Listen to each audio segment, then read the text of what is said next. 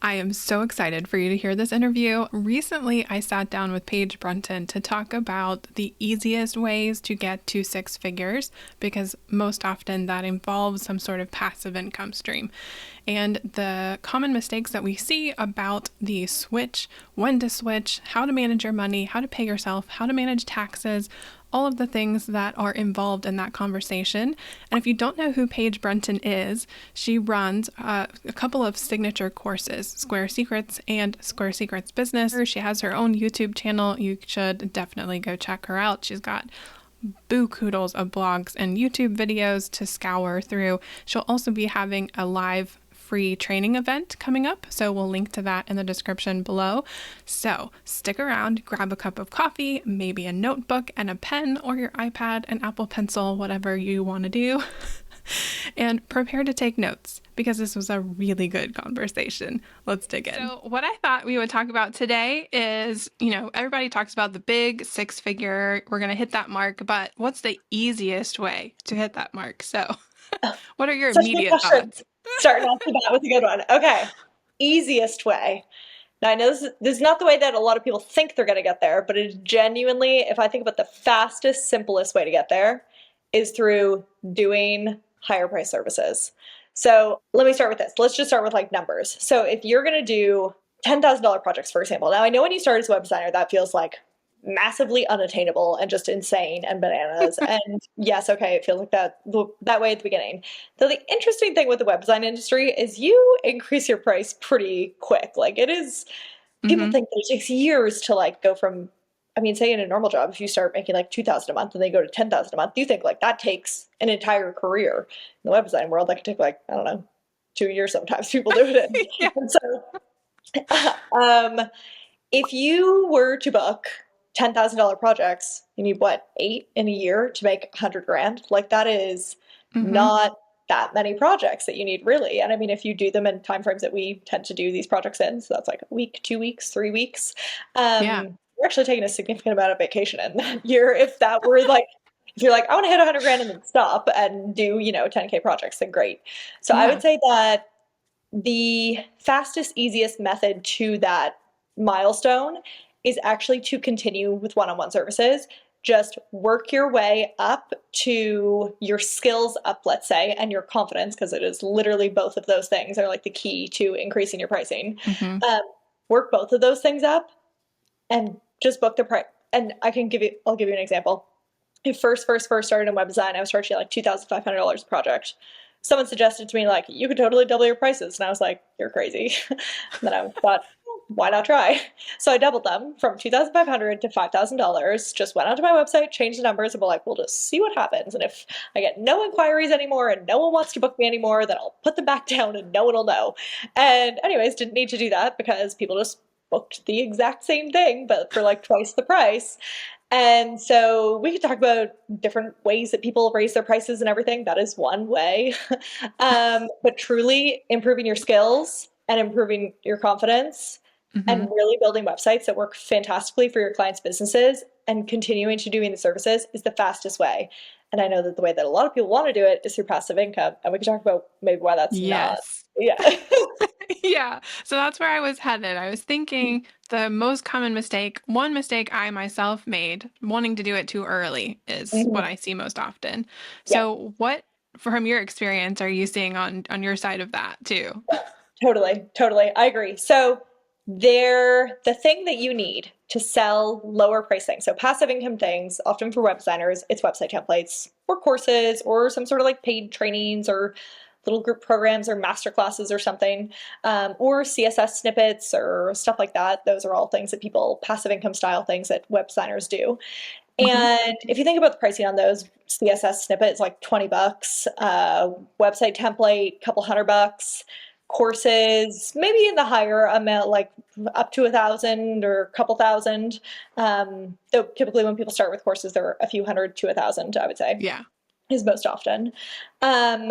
And the problem with that is if you think about the numbers on that, a $20 CSS snippet to make 100 grand is, I have no idea, but an absolute ton. Or also even like a $200 template to make 100 grand is I don't, again, know the math, but a lot.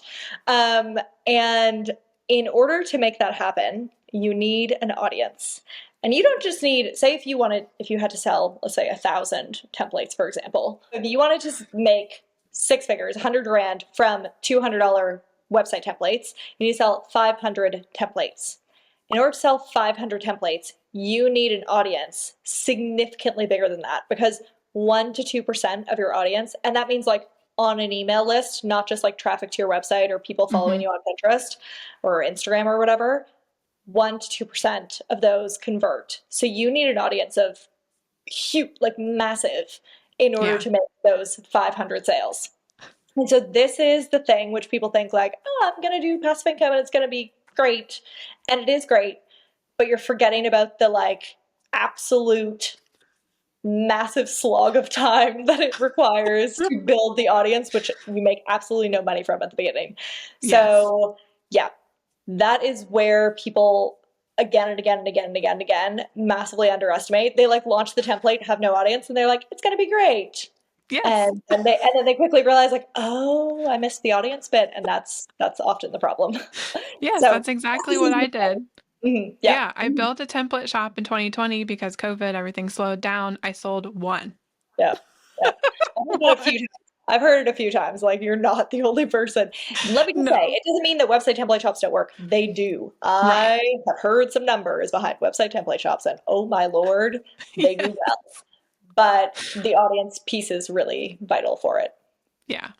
I think, was it Omari of SQSP Themes that just did the industry report? That was so fascinating for that. Yeah. If you're curious about the numbers, I'll try to remember to link that report below. But it's really fascinating to see like what the price ranges are, how long it took them to scale. Like, so if you want to know like the backside of what this passive income business typically looks like, that's a really good, insightful thing to look at. Yeah. Yeah. So, and we're not telling people don't do it. Like, let us be clear. It is a great thing to do. I definitely think it's fabulous. And I think it's I think for web designers, there's like such good passive income options. And I think that's incredible. But just know that that's probably not the fastest, quickest way to get to six figures. Exactly. That's a good point. So I guess we're not saying passive income sucks, don't do it. We're saying passive income is not quick. Yeah, exactly. There we go. Okay. So what about paying themselves along the way? If they're feeling like I really need to get to six figures, but I don't know how to actually pay myself with whatever I'm earning at this, like all the stages in between, what would your best tip be for that? Ooh, okay. So the book Profit First is very, very good for figuring out what you should be paying yourself. Okay, so the book Profit First is all about like business owner finance. You would think it's boring. It is not. It is a hilarious book. Yep. And it has in there information on like the percentage that you should set aside for paying yourself, percentage you set aside for taxes, percentage you should set aside for like growth in your business and operating expenses. And so basically I can tell you what I started with was like, I think it was 50% of what I made was my money. Then the rest of it was like taxes. It also depends on your country. I was in Europe, and so Europe is like a very high tax rate. So if you're in a more tax friendly location, you could potentially pay yourself a higher percentage. Right. But when I just started, when it was like me as a website designer, it was like 50% of what I made every month was like my money, which was really great. So yeah. So how did you? Yeah, that's what I was gonna say. Like, so if you make 30,000 in a year, 50% of that is your paycheck, so that's 15,000. How do you divvy that up throughout the year? What did you do? Yeah, so as you grow your business, the really great thing is that the numbers increase. And so, so I'm someone who likes peace of mind when it comes to finances. And so this is the way I did it. It's not the way you have to do it, but I can just say this. So I took like 50% every month and I put it aside for like paying myself within still my business. And then every month I would pay myself an amount of money. And then I just basically did like the average over time. So I would take like, okay, what's the average of the past like so many months, past 6 months, for example? Well, to be honest, when you start, it's past like 1 month. Right. And then it's the average of 2 months, then it's the average of 3 months, then it's the average of 4 months. Right. And so basically I figure out the average of those 4 months. And of course, because my business is making more in revenue every month as I'm like growing it from the beginning, then it turns out that you are paying yourself out the average of, say, the last 4 months, for example. But as your business is growing, you end up having savings within your business to then pay yourself. So now I have months worth of money just literally sitting in my business bank account. So it's like, if this business makes no more money, I can still pay myself for 6 months, basically. And so if Yeah. your revenue is going in a positive direction and you're doing an average of the months backwards, then that ends up meaning that you pay yourself something, but then you also are building savings for the future at the same time. That's my own little system. That's not really a profit first thing, actually.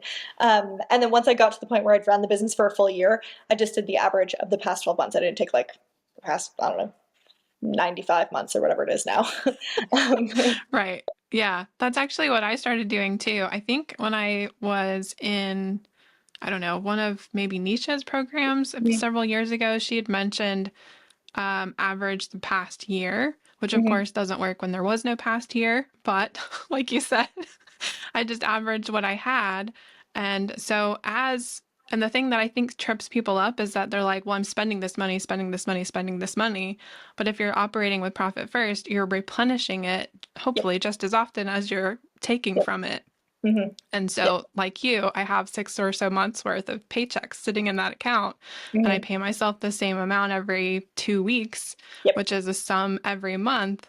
mhm, And because I'm replenishing it, I can change it as that amount continues to grow, or I yep, can stagnate. I get to decide, right? mhm, yep, exactly. So that's exactly what I do too. That's so Yeah, funny. yeah, Do yeah. you It's have really any other tips? in terms of paying yourself. I would say one thing, it's not necessarily like in the budget necessarily, but it's like every time I do a really big sale or got myself a client or something, I would get myself something little and just like a little fun extra whatever that I wanted at that point. I think that that's always a really good way to, because that's the thing when you run your own business, like there's no like, you Yes. know, boss to give you a Christmas gift or anything. So I'm like, you know what, I'm gonna give myself a Christmas gift when I like do something hard in this business or launch something or like make a really big sale or whatever. Um, so that is one thing. Tip when it comes to managing your finances as a business owner, try to get an estimated estimation on your tax bill. And this is something which, like most, from people who I talk to, seems like most business owners, the first year that they run the business, they aren't quite saving enough for their taxes. And I fully did this in the first 6 months. And then, like, I was saving, but I wasn't saving enough for my taxes. I hadn't read Profit First at that point. Um, so basically, if you go to like an accountant or a bookkeeper, or you even like you can do an online calculator of like, hey, here's how much money I expect to make in the year. I'm like self-employed, whatever. Here's my state and my marriage status and my everything else. And then it will give you an estimated tax bill. And then you figure out, okay, what percentage of the total amount of money which I made is that? Also keep in mind that you're, oh, sorry, this is getting complicated, which it is. It is complicated. So, yeah, you figure out what percentage of the total amount of money that you made is how much it says your estimated tax bill is going to be, and then you save that percentage. And so you can increase or decrease the percentage that you've been saving based off what the actual estimation is for your area, your marriage status, and all those things. Yeah. So, yeah, and do know the other thing to know is that when it comes to the taxes that you pay as a self-employed person, it's like the revenue that you make. So let's say you made 100 grand this year. Congratulations, good job. And then you spend 20 grand on whatever the hell you Yep. stationary at a trip somewhere, though she called a business trip and a few other things, software and stuff like that, courses. Mm-hmm. Then that comes off your profit. So you're only paying tax then on 80,000, not on 100,000, if that makes sense. Yeah. Um, so anyways, but yeah, do a calculator or talk to an accountant once, and that is a good use of money for some peace of mind of being like, okay, here's my estimated tax bill. If I continue making this amount of money over the course of like this year, for example, and then just yeah, save a percentage. And the other thing, I often, not always. The first year I didn't, but in subsequent years I did save too much for taxes. And then when you find out when you pay your tax bill and you're just like, oh, I didn't need it all. Then I mean, like, go get yourself something fabulous. Like, Yeah, that actually happened to me this year. So I had a chunk to set aside, and he was like, it's already yours. You've already paid taxes on it. Like, do whatever you want with it. I was like, yes, that's a really good feeling, which is much it better than the is. opposite feeling of like, oh, Oh my God. Yeah. yeah, Yeah, that's funny. Okay, so that's actually a really good tip because that's something that people often wonder. And I Mm, think prior to reading Profit First myself, I was also like terrified all tax seasons to the yeah. point where in the earliest years, I would almost go to great lengths to spend as much as I was making so that it would be like even. And I knew that like I would be reporting that I had spent as much as I earned so I wouldn't have anything to pay That's an because that's interesting just, solution to that problem. yeah. It didn't say Well, for taxes. I guess I'll just spend it all and then yeah, in the beginning when it was like, I don't know how to code, I don't know how to do a website. So it was like, I'll take this course and I know that that's going to offset whatever I make. So it's like in my head, it made sense. But looking back on it now, that's what I was doing. Whether or not yeah. I would have said that at the time, not so much. Love So when do you think it's smart to add something like passive income? Like, should you that. worry about it in the beginning if you don't have any clients? Is it something that you could like work Mhm. into your schedule? When Here's does a it make really great sense? question. It's a really great question. Okay, so let me talk about the actual process of switching from one-to-one clients to a passive income, and then we'll get into when it makes sense too. So, clients, what you have to do is you have to do some sort of a like a marketing strategy, which is going to get you in front of like, which is going to get you, let's say, 20 clients, maybe 30 in the year. Like that's really all the clients that you need. And Mm-hmm. so there are many different marketing strategies that you can use. I'm hosting a boot camp coming up soon where we will talk about live for like a few days marketing strategies and finding clients and everything. So we'll put details for that below. Yes. Um, but and we'll talk more about that after. But anyway, so basically, you want to find some sort of marketing strategy which works for you to get those like higher priced service based clients. And I think that truly, truly is the best way to start a business and even to start getting into passive income because Mm-hmm. when you work with those clients one to one, you get to know them so freaking well and you start to understand like the problems and the things that they would want in a passive income product and everything. And you just learn of problems that you never would have known was a problem had you not actually worked with someone before. And so 100%. there's that. The other benefit of it is it makes you good money now, which is also pretty good. Um, won't, what do you say? Turn up your nose at that. Yeah. So that's one-to-one clients. So your job is basically do your marketing strategy, but you don't need to get in front of that many people because again, you're not trying to get that many clients in a year. Mm-hmm. And then you actually serve the clients. And yes, the serving the clients bit takes time. So let's say like 20% of your time is like on the marketing strategy and finding clients, and 80% of your time is on serving those clients. Now, the difficult period is when you switch over to passive income. You've now got to build a really big audience. And when you're actually running a passive income style business, you probably spend 80% of your time audience building and 20% of your time actually like doing the thing, creating the product, updating the product, that sort of whatever. Mm-hmm. Um, and so the obvious difficulty is when you go from, okay, I have 80% of my time serving clients, and now I need to spend 80% of my time building an audience and like doing a large scale marketing strategy. That is the hardest bit. So the in between portion of switching from one style to the other is very time consuming because you have to kind of do two major projects at once. And so the Mm-hmm. switch is the hardest part.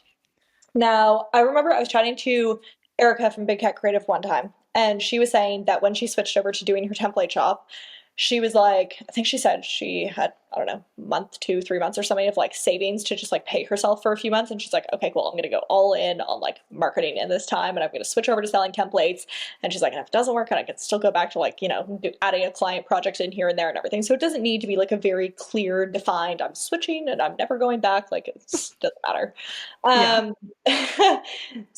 but do know, so in terms of when it makes sense to switch, the point at which you feel like you have the capacity to also start on doing a large scale marketing strategy and building an audience is, I would say that's the first step. And the mistake which most people make is they go from one-to-one services to I'm going to spend months creating this product and oh, whoops, I forgot about an audience. And that's, so you want to go like serving your one-to-one service clients, then building audience, then selling product. And that is, if you want to have it actually sell some product when you go to sell the product, that would be my suggested route and plan of attack.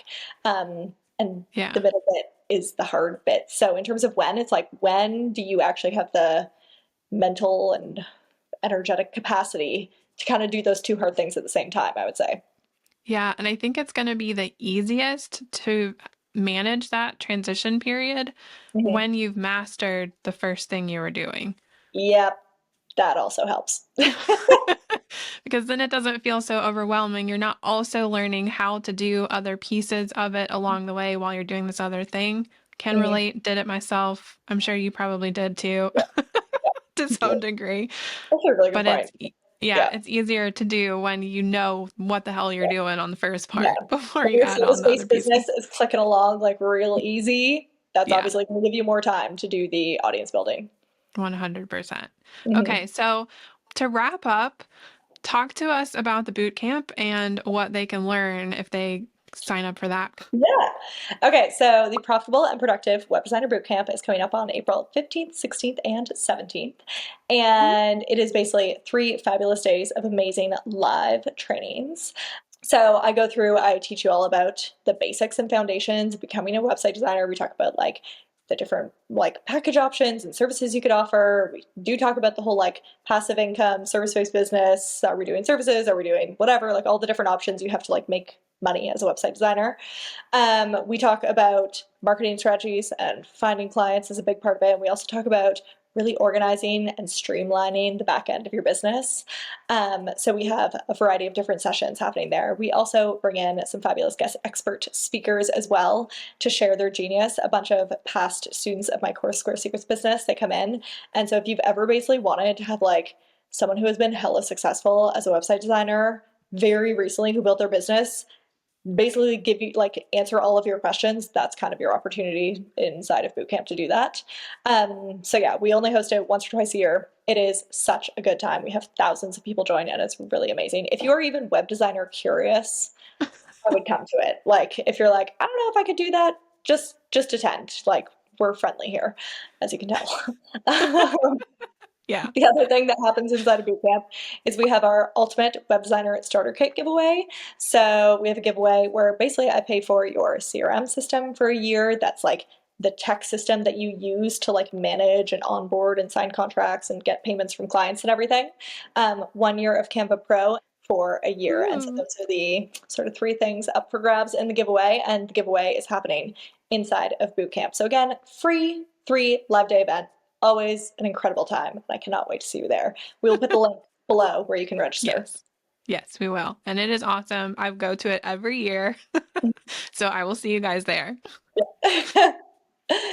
All right. Thanks, Paige, so much. Thank you. What did I say? That was a fantastic interview.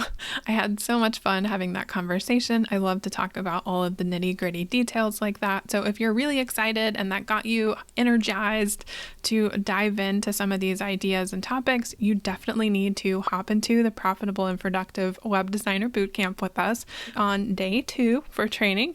I'll be there with her on the live Q&A. So it's 3 days of training. Every day starts at 3 p.m. If you can't catch it live, you can watch the replay in the pop-up group, but the pop-up group is there for a limited time, so you do need to join soon because the Facebook group opens on April 12th, 2024, and it will close about 2 weeks later.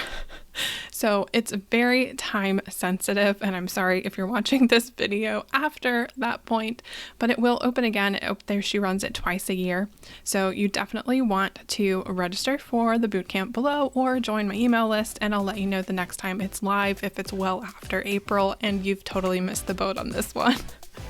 So I hope that you've enjoyed the interview, and I will see you in the next video. Bye.